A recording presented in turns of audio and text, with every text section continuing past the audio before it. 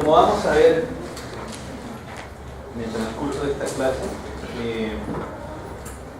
el compromiso bronquial es una condición bien frecuente en la práctica. Nosotros vamos a ver esto de manera prácticamente rutinaria cuando nosotros hagamos consulta y más aún en el paciente realizado. Entonces, una de las primeras cosas cuando uno habla cuando hablamos de patología bronquial, desde el punto de vista sindrómico extenso, generalmente el síndrome mayor que se habla es el síndrome de obstrucción bronquial. Y este síndrome de obstrucción bronquial es todo el cortejo que aparece como consecuencia efectivamente pues, de algún grado de dificultad del pasaje de aire a través del bronquio. Puede tener dos orígenes, un origen mecánico, y esta obstrucción bronquial mecánica puede ser debido, por ejemplo, a cuerpos extraños, a tumores. Entonces, ese es un cuadro de síndrome de obstrucción bronquial de origen mecánico. Y el otro grupo, que es el que vamos a desarrollar ahora, es la obstrucción bronquial, pero relacionada a un estrechamiento anormal de las vías aéreas. Eso es lo que llamamos síndrome de hiperreactividad bronquial. Entonces, si queremos, digamos, clasificarlo de manera más extensa, podemos hablar, y esto les digo porque seguramente habrán encontrado tal vez algunos profesores o en algunos hospitales que se usan indistintamente los términos, pero no son exactamente los mismos.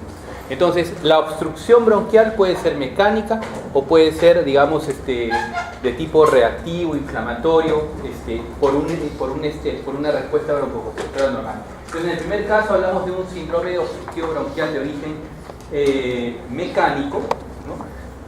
Como les digo, puede ser cuerpo extraño, tumor, etc. Pero cuando nosotros hablamos de un estrechamiento bronquial excesivo como una respuesta anómala del bronquio frente a un agente inhalado, eso se llama síndrome de hiperreactividad bronquial. Es decir, y eso, a diferencia del cuadro obstructivo, por ejemplo, mecánico, que suele ser unilateral, el cuadro de hiperreactividad bronquial es una respuesta difusa de estrechamiento bronquial frente a agentes inhalados en la gran mayoría de casos. Sin embargo, existen ocasionalmente cuadros de hiperreactividad bronquial, por ejemplo, en relación a agentes, por ejemplo,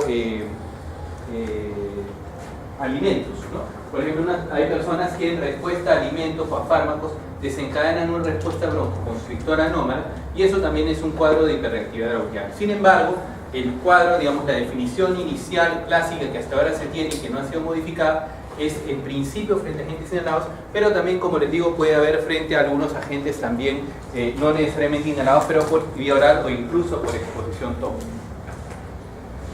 Entonces, dicho esto, las características de este síndrome de hiperreactividad bronquial incluyen esto que el paciente les va a decir que le silba el pecho, ¿no? Otros pacientes van a decir que sienten como si le hirviera el pecho. Estas son generalmente las dos descripciones más comunes desde el punto de vista sintomático.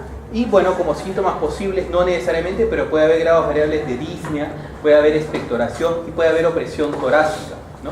Y estos son, digamos, los síntomas que el paciente les va a decir. Y desde el punto de vista de signos, o sea, qué cosas van a objetivar al examen clínico, son dos signos importantes, ¿no? La presencia de sibilancias en el examen físico, y prácticamente en muchos casos esto es junto con roncantes, de repente lo único que van a encontrar es sibilantes, y lo que se llama una fase expiratoria prolongada, ¿no? Ustedes van a notar claramente la fase expiratoria, que cuando ustedes auscultan, cuando ustedes han auscultado pulmón, ¿cómo es la expiración? La relación inspiración-expiración es de 1 a 2. Ya, eso es la fisiología. Pero una cosa es la fisiología y otra cosa es lo que ustedes escuchan. Cuando han escuchado un pulmón, cuando han auscultado el murmullo vesicular, ¿qué es lo que ustedes escuchan? Casi se escucha solo la inspiración. Entonces, el murmullo vesicular, cuando ustedes escuchan el murmullo vesicular, prácticamente solo escuchan inspiración, escuchan un poquito de la expiración.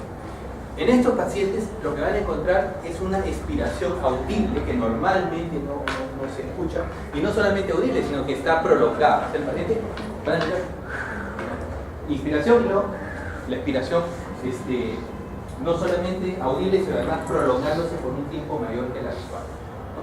Pero recuerden eso, y eso es una cosa que a veces nos lleva a confusión. Todos sabemos que desde el punto de vista fisiológico la expiración es mayor que la expiración es mayor que la inspiración.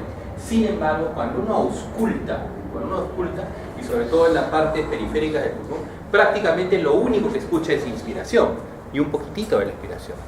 Oculten eso, bueno, ya han tenido 3 semanas para escuchar eso, pero bueno, más vale tarde que nunca. Y eso es lo normal. Lo anormal es que nosotros escuchemos en general la expiración.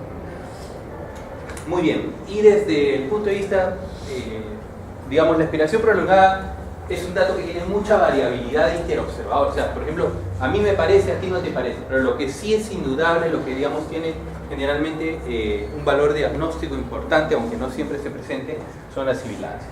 Entonces, ¿qué son las sibilancias? Son básicamente sonidos, digamos, a manera de, como el nombre lo indica, silbidos, que se producen esencialmente en la expiración, ¿no? Y eso es importante, digamos, de poder diferenciar cuando hagamos el diagnóstico diferencial entre sibilancia y estridor. Entonces, el estridor, ¿qué cosa es? ¿Qué es el estridor?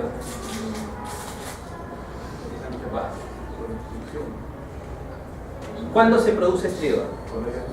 Cuando hay obstrucción de qué? De la vía aérea superior. El estridor es por vía ¿y eso por qué ocurre? Normalmente, si nosotros nos imaginamos la vía aérea superior, ¿no?, extratorácica, y la vía aérea inferior, bronquios y sus ramificaciones, normalmente cuando nosotros inspiramos, ¿no?, hay una presión negativa intratorácica que hace que el bronquio tienda a dilatarse, a abrirse. Mientras que en la expiración, el pulmón se colapsa y por lo tanto el bronquio tiende a cerrarse. Eso normalmente, si mi bronquio es así, y entonces en la inspiración se hace así y en la expiración se achica un poco el diámetro, eso no tiene ningún problema o no genera ningún problema en el flujo aéreo. Por eso es que no inspiramos, nuestros bronquios se dilatan, expiramos, nuestros bronquios se contraen un poco, pero el flujo de aéreo sigue igual. Sin embargo, ¿qué pasa si mi bronquio esté edematoso, estrechado? ¿Qué va a ocurrir? En inspiración se expande un poco, pasa el aire, y en expiración, como está con las justas del bronquio, se cierra. Y entonces el aire no puede pasar. Por eso es que ese sonido a través de un bronquio estrechado durante la expiración produce la sibilancia. Cuando la obstrucción es mucho mayor y el bronquio está más edematoso y el cuadro es más severo, también va a producirse en inspiración. O sea, pueden encontrar sibilancias tanto en la inspiración como en la expiración, pero primariamente es en la expiración que nosotros encontramos, y después, conforme el cuadro se va agravando, podemos encontrarlas en la expiración. Y esto es diferente del estridor. Por ejemplo, si ustedes tienen una laringotraqueitis, ¿cuál es el caso, por ejemplo, más común de laringotraqueitis? Viral, ¿no? Por ejemplo, el croup viral. Entonces, ahí se va a presentar estridor. ¿Por qué? Porque en inspiración la vía aérea intratorácica se dilata. Sin embargo, la vía extratorácica, la vía aérea superior, más bien tiende a colapsar en la inspiración. Y en la expiración es al revés. No bota el aire y la vía tiende a dilatarse. Si usted inspira, la vía superior tiende a colapsar y en la expiración más bien tiende a dilatarse. Entonces, el paciente que tiene obstrucción de la vía aérea superior, su problema va a ser primariamente inspiratorio. Esto sobre todo cuando es supraglótico. O sea, si usted tiene una obstrucción por encima de la glotis, cuando el paciente inspire va a haber este sonido que se llama estridor. Es un sonido más grueso, pero que es fundamentalmente inspiratorio, ¿no? A diferencia de la sibilancia, que es un sonido un poco más agudo, a manera de silbido, ¿no? Que es lo que es la sibilancia. Entonces, sibilancia va con obstrucción bronquial, estridor va con obstrucción de la vía aérea extratorácica. Y este es un cuadro que salió hace un par de años, que es un estudio en el que se hace, bueno, un poco la evaluación de, y esto lo que pueden ver acá es la prevalencia de síntomas de obstrucción bronquial, y esto es un montón de países del mundo, no sé si 100 y tanto, 80 países, no me acuerdo exactamente, pero es un número, como ustedes pueden ver, es un gran número de pacientes. Y vamos a ampliarlo un poco para que lo vean.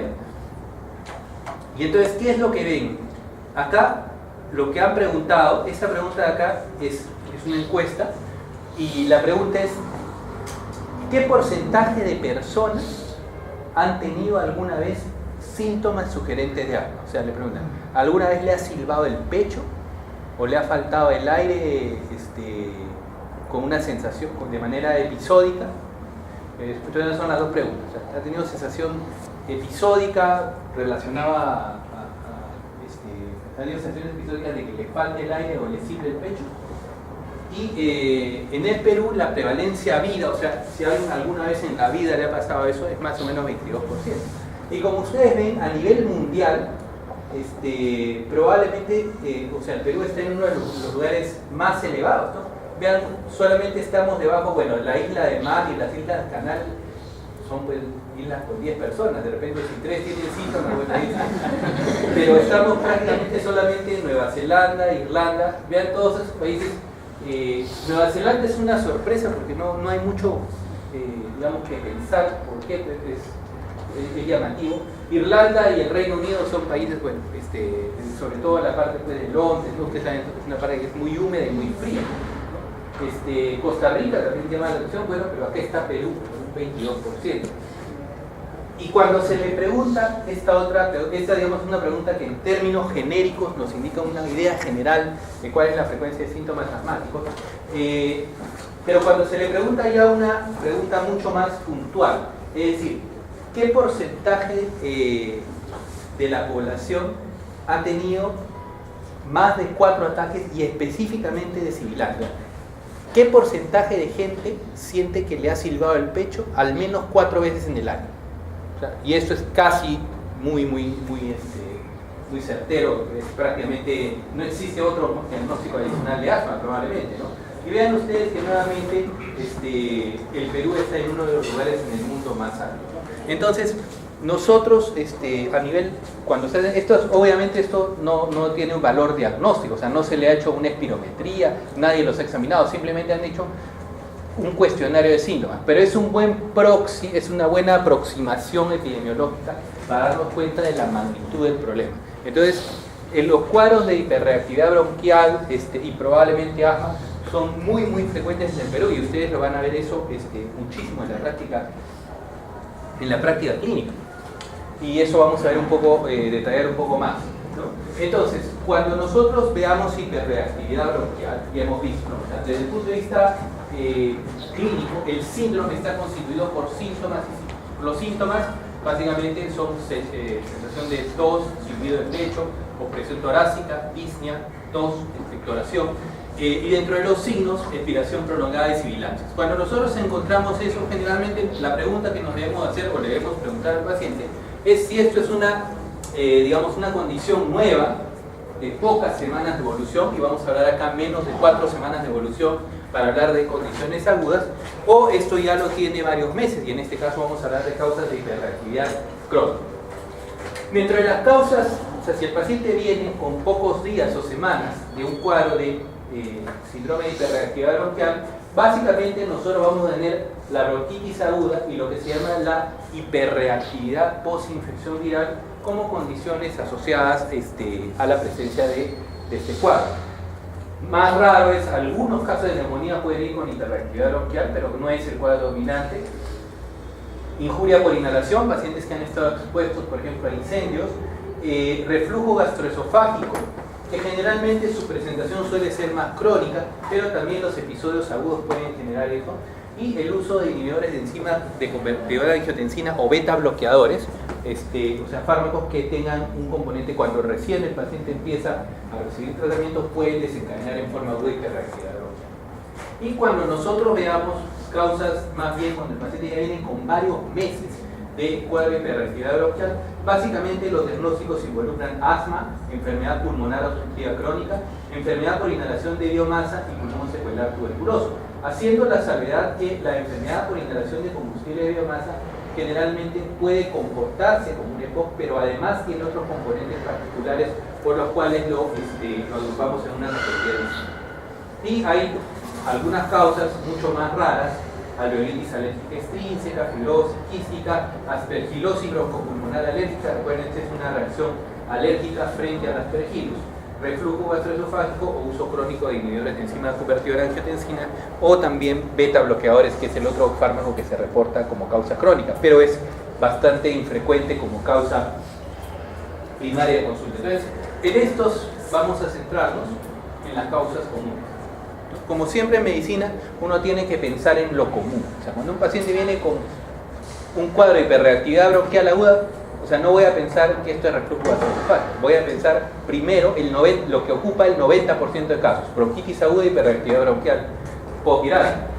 Y si un paciente viene con un cuadro de hiperreactividad bronquial crónica, este paciente, más del 90% de casos, o es asma, o es EPOC, o es biomasa, o es pulmón secular.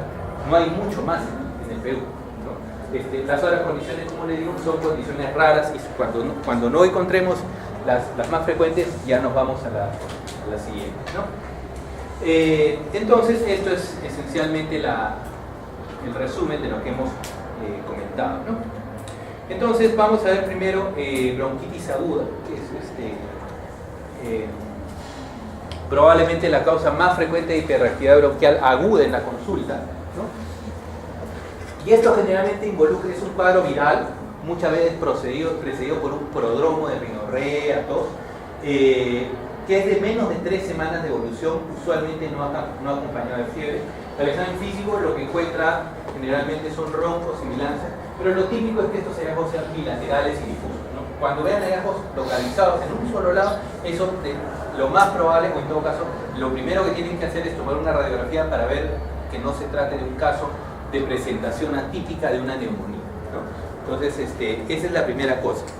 Y cuando ustedes escuchan bronquitis aguda, y acá es uno de los primeros mensajes importantes que tenemos, ¿qué hacen en una... ¿Ustedes han escuchado, alguno de ustedes ha tenido bronquitis? ¿Nadie? ¿Algún familiar con bronquitis? ¿Nunca han escuchado a nadie que haya tenido bronquitis? Bueno, aunque no lo crean, es algo muy común. Es raro que nadie haya tenido. Y la mayoría y cuando ustedes ven la mayoría de prescripciones en bronquitis aguda, la mayoría de tratamientos son antibióticos, y eso es un error. Cuando uno tiene bronquitis, el 90% de casos son de etiología viral. Entonces, cuando ustedes vean un paciente con bronquitis, que viene básicamente a la consulta, tos, expectoración, le encuentran un poco de roncantes, un poco de sibilantes, entonces, ¿qué tienen que darle a este paciente? Hidratación, sintomáticos, y si está con mucho broncoespasmo, un poco de broncohilatadores. Pero no deben darle antibióticos, ¿no? Porque es de origen viral. Los antibióticos incluso no solamente tienen efectos adversos, en teoría podrían aumentar la replicación viral, y lógicamente la creación de resistencia es el gran problema que tenemos. Ahora ustedes paséense por el hospital, ¿no? Cuando ustedes han visto a los pacientes, todo el mundo está en meropenem-bam. O sea, es una barbaridad que a todo el mundo le den meropenem con vancomicina por cualquier cosa. Porque no solamente por el mal uso, porque hay personas que entran y todos en meropenem-bam, que eso es un error, pero también hay muchísima resistencia antibiótica. Gente que ya viene de la calle habiendo recibido 5 días de ceftriaxona parenteral. A la gente, ustedes van a encontrar actualmente, las personas les da gripe, les da faringitis y les ponen 5 días de ceftriaxona parenteral. Eso es algo ya que se está volviendo común. ¿Por qué? Porque la ceftriaxona ahora cuesta 3 soles, pero es una cefalosporina de 3ª generación, ¿no? Entonces nunca den ceftriaxona bronquitis o faringitis. Pero bueno, hay que luchar eso permanentemente contra la práctica habitual. Bueno, y ya yéndonos a las causas crónicas. Entonces, en causas agudas, fundamentalmente bronquitis aguda, y recuerden el tratamiento: hidratación, sintomáticos y eventualmente broncodilatadores. Asma bronquial es la condición probablemente más frecuente asociada pues a hiperreactividad bronquial en pacientes que ya tienen varios meses, ¿no? Y básicamente lo que encontramos es, o la característica más importante es la recurrencia. Cuando ustedes ven los cursos de enfermedad, ustedes recuerdan los cursos de enfermedad. ¿Cuáles son los cursos? ¿Qué curso de enfermedad conocen? Progresivo. ¿Por qué todos son progresivos? Porque todas son progresivas. todas las enfermedades, en todas las historias clínicas, todos son de inicio insidioso y curso progresivo. ¿Alguna vez han escrito un curso diferente del progresivo? Estacionario. Estacionario. Entonces, ¿qué otros cursos hay? Intermitente, recurrente, ¿no? Regresivo. Regresivo, ¿no? Entonces, acuérdense que no todo es insidioso y progresivo como el 95%. O sea, toda la historia que ustedes van a ver, yo les aseguro que mañana agarran 10 historias y todos son insidiosos y curso progresivo. Porque hay otros cursos. Y el asma es uno de las enfermedades cuyo curso típicamente es crónico reagudizado. ¿No? O sea, hay enfermedades cuyo curso es crónico reagudizado. Hay dos clasificaciones de enfermedades, ¿no? Hiperagudo, agudo o subagudo, crónico, crónico reagudizado, que probablemente sea la clasificación más sensata. Sin embargo, también existe la otra clasificación, que es progresivo, estacionario, intermitente, regresivo. Pero como casi todas son progresivas, en realidad la clasificación es inútil porque casi todo es progresivo. Entonces, normalmente una mejor clasificación es la que clasifica la enfermedad en hiperagudas, agudas, subagudas, crónicas y crónicas reagudizadas, porque nos da una mejor idea de la enfermedad. Asma es una condición típicamente crónica reagudizada, ¿no?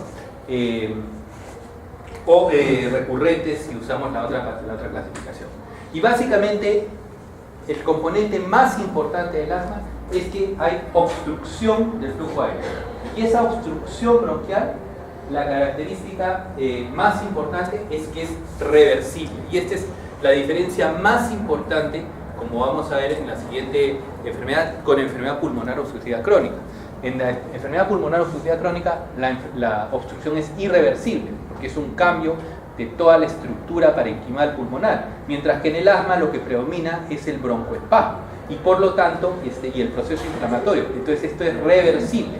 Por eso el asmático tiene un ataque de asma, lo están nebulizando, le falta el aire, siente que se muere, y a los 3 días está corriendo. Sí, bueno, no a los 3 días, pero digamos, rápidamente se recupera y después hace una vida normal. Entonces la gente no acepta, ustedes van a ver que las personas no aceptan ser asmáticos. No, doctor, pues yo estoy bien, solamente claro, me nebulizan a veces por los broncos. La gente dice, ¿qué? Usted le pregunta, ¿y usted sufre de alguna enfermedad? ¿Sufro de qué sufre? Broncos. Broncos, pero no tengo broncos, ¿cierto? O sea, no existen los bronquios, pero ustedes van a ver, todo el mundo sufre de bronquios. Y casi todo el mundo que dice que sufre de bronquios son asmáticos. Existen un montón de términos que tapan o que disimulan la enfermedad, y a veces hasta los mismos médicos ya para que el paciente no fastidie le decimos, ¿no? Por ejemplo, le dicen bronquitis asmatiforme, que eso suena menos, ¿no? La bronquitis asmatiforme no existe, es un asma leve intermitente. No existen los bronquios es asma, ¿no? No existen los principios de asma. O sea, la gente tiene asma, solamente que es un tema que la gente todavía tiene mucho miedo. Existe mucho miedo al diagnóstico del asma, ¿por qué? Y existe mucho miedo también al uso de inhaladores, porque la gente tiene el concepto de que el inhalador se vuelve dependiente y te mata. Eso es un concepto generalizado que hay, que nosotros tenemos que también ir sacando de la mente de la gente y de nuestras propias mentes muchas veces, ¿no? Muchos médicos tienen resistencia a dar inhaladores, cuando evidentemente es la mejor vía de atacar un problema bronquial. Bueno, entonces los 3 componentes son, desde el punto de vista anamnésico, de la anamnesis, recurrencia, una enfermedad que va de manera episódica, con sibilancias, disnea o presión torácica. El otro componente es que hay obstrucción al flujo aéreo, y el otro componente es que esta obstrucción es reversible. Entonces, esa triada es fundamental para entender y para diagnosticar el asma. Y esto es un poco para que vean el mapa mundial de asma, y eso ya con asma, basado también en encuestas un poquito más elaboradas. Y como ven, en el mundo, el Perú está entre los países pues, que tiene mayor prevalencia de asma. O sea, nosotros somos un país con mucha asma, dado por la alta frecuencia de exposición al alergeno, ¿no? E incluso, por ejemplo, el doctor Jave, que es uno de los maestros en San Marcos, dirigió mucho tiempo la unidad de TB, la estrategia de tuberculosis,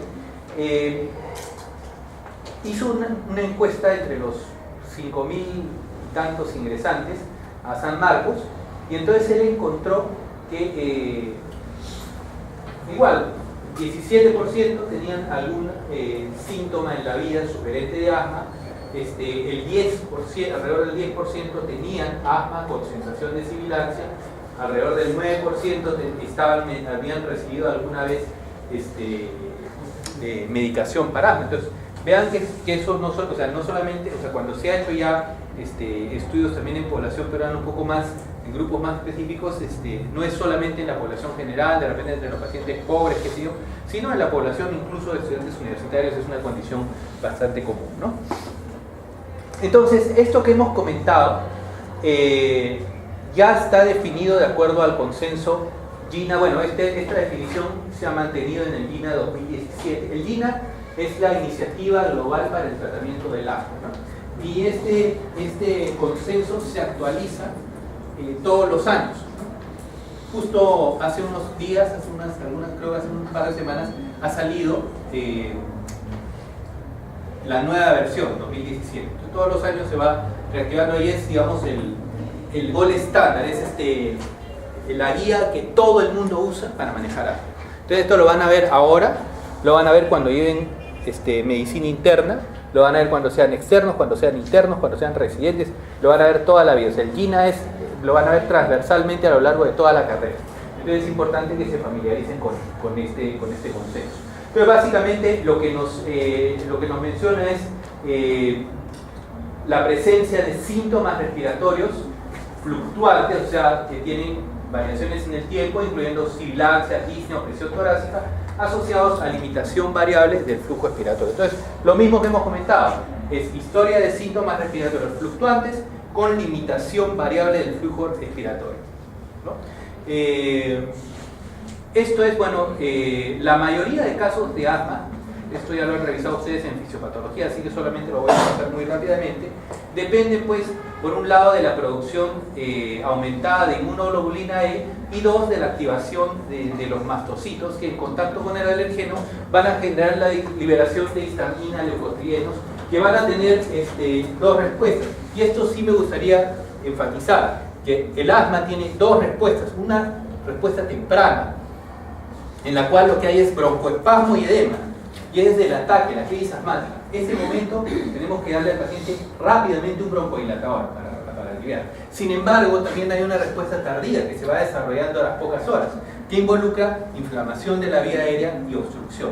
Y este proceso inflamatorio, que se desarrolla a lo largo de varias horas, es también más difícil de tratar. Entonces, cuando venga un paciente a la emergencia, yo tengo que bloquear la respuesta aguda, la respuesta temprana broncoconstrictora, y para eso lo nebulizo o le doy inhalación, o le doy un inhalador. Pero en adición al broncodilatador o a la nebulización, le tengo que dar un antiinflamatorio, que habitualmente es un corticosteroide. Entonces, por eso el pilar del manejo del asma en la emergencia es dar, uno, manejar la broncoconstricción aguda con inhaladores, y dos, evitar que el paciente genere una respuesta tardía mediante el uso de corticosteroides sistémicos, ¿no? Generalmente usamos prednisona a dosis de 1 a 1.5 miligramos por kilo o sus equivalentes en hidrocortisona o dexametasona.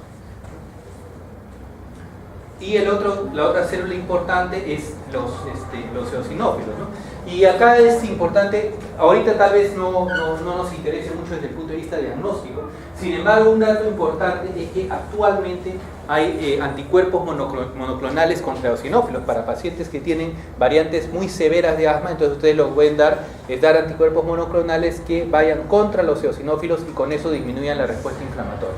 Entonces eso, ahorita hay varios ensayos clínicos y se está tratando de ver el lugar de estos componentes. Sin embargo, todavía su costo es demasiado alto y digamos, en qué momento deben darse todavía no se conoce, ¿no? Y esto de acá solamente es para mostrarles que con el paso del tiempo, el paciente asmático, si ustedes no tratan a un paciente asmático, con el tiempo lo que va a ocurrir es que va a haber un proceso denominado de remodelación. Y en el proceso de remodelación lo que ocurre es aumento de proliferación celular con aumento de las células caliciformes productoras de moco, pero lo más importante es que empieza a haber un infiltrado celular y empieza a haber producción de mayor cantidad de fibroblastos y de colágeno a nivel de la región submucosa. Eso hace que la vía aérea empiece a tornarse, digamos, más estrecha y más difícil de revertir cuando genera el broncoespasmo. Entonces, este proceso de remodelación bronquial hace que el paciente, con el paso del tiempo, en el asma no tratado, ¿no? Empeore, y esto es un poco el origen de lo que pasaba antiguamente. Si ustedes dejan que el asma avance, esto va a pasar. Entonces el paciente va a hacer episodios más y más severos y va a morir. Y cada vez va a requerir más inhaladores, hasta que ya no va a poder. Entonces la gente cree que se muere por el inhalador. Entonces, eso era en la época en que solo se disponía de beta-adrenérgicos inhalados, que son buenos sintomáticos, pero no sirven para el tratamiento del asma, no sirven para el fondo. El fondo es un fenómeno inflamatorio, entonces siempre debe haber, además del beta-adrenérgico inhalado, el famoso Ventolin, debemos acompañarlo, en un paciente asmático en general, de un corticosteroide inhalado. El corticosteroide inhalado es el que va a impedir este proceso de remodelación bronquial, ¿no? Entonces, por eso actualmente la terapia básica, o sea, digamos, un pilar terapéutico es el beta-adrenérgico, que se usa a demanda, o sea, cuando haya síntomas, pero en forma más o menos permanente por varios meses, damos el corticosteroide inhalado. Muy bien, entonces, ¿cuáles son los criterios diagnósticos? Uno es la presencia de, ya hemos visto, síntomas respiratorios variables, y el otro es obstrucción al flujo aéreo. Cuando hablamos de síntomas, generalmente sibilancias, tos y opresión torácica, generalmente más de un síntoma, y sobre todo que estos síntomas fluctúen en el tiempo, ¿no? Y suelen ser más intensos durante la noche o al levantarse, y desencadenados por ejercicio, risa, alergenos, y también exacerbados por infecciones virales, ¿no? Ustedes van a ver que casi siempre los asmáticos se descompensan en la noche o temprano en la madrugada. ¿Y esto por qué? Bueno, no solamente probablemente por el cambio de temperatura, pero eso no está muy claro, pero lo más importante, o probablemente lo que ahora se piensa, es que en la noche predomina el sistema parasimpático sobre el simpático. El sistema simpático es broncoconstrictor y el sistema parasimpático sí es broncoconstrictor y el sistema simpático es broncodilatador. Entonces probablemente este predominio o esta exacerbación del tono del sistema parasimpático sobre el simpático tenga relación con las exacerbaciones nocturnas de estos pacientes, pero todavía no se tiene muy claro. Esa es la hipótesis, digamos, más aceptada actualmente. Entonces, bueno, el primer criterio era síntomas respiratorios variables, y el segundo criterio es limitación variable del flujo respiratorio. Entonces, cuando uno dice limitación variable, tiene dos componentes: uno, que esté limitado, y dos, que esa limitación sea variable. Entonces, cuando hablamos de limitación, la limitación quiere decir que los volúmenes que bote el pulmón no sean lo que debe normal, fisiológicamente hacer. Entonces lo que hay es una reducción de la capacidad vital forzada. Normalmente cuando yo tomo aire todo lo que puedo y boto todo lo que puedo, todo eso que boto es la capacidad vital forzada, ¿no? Entonces en el paciente asmático lo primero que va a haber es eso se reduce, porque el paciente tiene obstrucción de la vía aérea. Pero no solamente hay una reducción, sino hay una reducción del cociente B1 sobre capacidad vital forzada. Entonces, ¿qué es este cociente?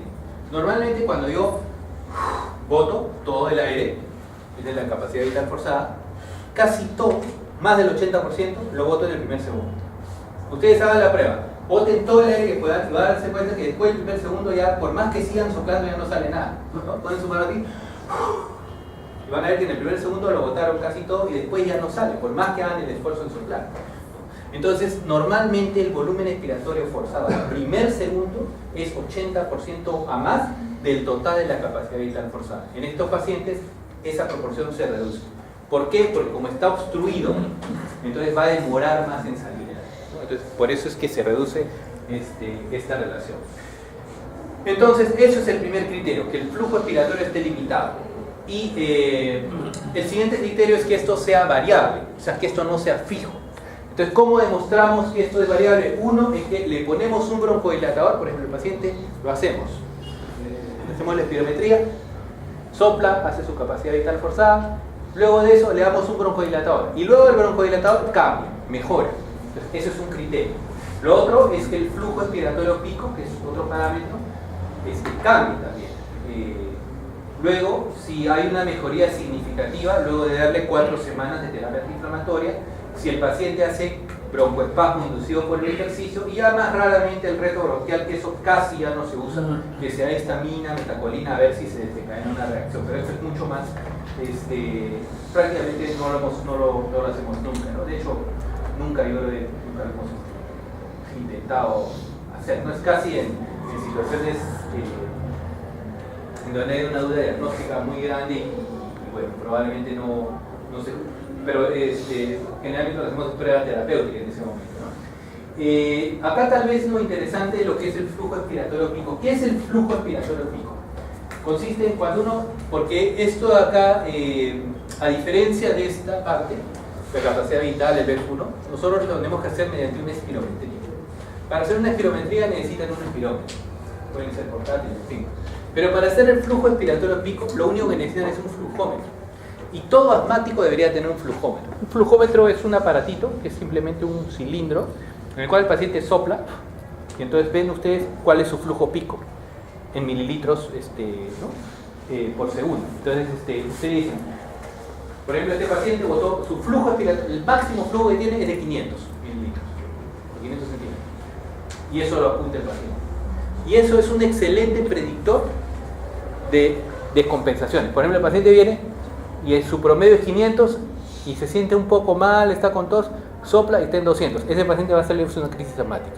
Entonces, tienen que en ese momento decirle al paciente, hay que observar, hay que de repente poner un poquito más de broncodilatador, subir un poquito la dosis del esteroide inhalado, esperar y monitorizar para ver cómo va, porque ese paciente tiene más probabilidad de hacer una crisis asmática eventualmente, ¿no? Entonces, ese flujómetro, un flujómetro cuesta 30 soles. Entonces, todo asmático debería tener un flujómetro, ¿no? Y es parte importante de la educación que nosotros le damos al paciente. Entonces, en resumen, en el asma es una enfermedad en la cual es una enfermedad inflamatoria que consta de, digamos, cuyos criterios diagnósticos son básicamente la presencia de síntomas respiratorios variables, ¿no?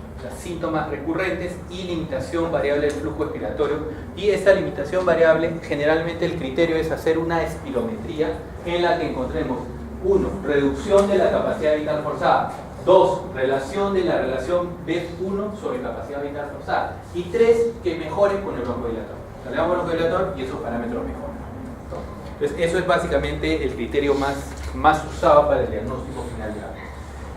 La otra causa que nosotros vemos de enfermedad de hiperreactividad bronquial, sobre todo en pacientes mayores, es la enfermedad pulmonar obstructiva crónica, que clásicamente, si ustedes leen la mayoría de libros, van a encontrar que EPOC es básicamente por tabaco, ¿no? En el Perú, EPOC probablemente sea más frecuentemente asociado a inhalación de combustibles de biomasa.